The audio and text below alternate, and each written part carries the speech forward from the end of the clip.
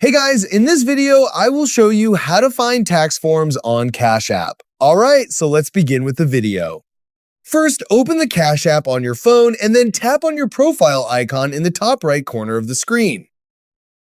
Next, scroll down and tap on Documents and Statements. Here, you'll find important account documents, including any tax forms that Cash App has issued for your account. I will select my savings account. After that, select the tax year you want to view. For example, if you're filing your 2024 taxes, select the 2024 tax year.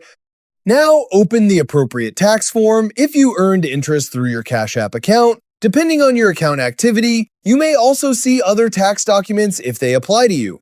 Review the information on your tax form carefully. You'll need the details from these forms when preparing your tax return. If you want to file your taxes through Cash App, go back to the Money tab and look for the Cash App Taxes section. From there, you can start your tax return by following the on-screen instructions. And that's it.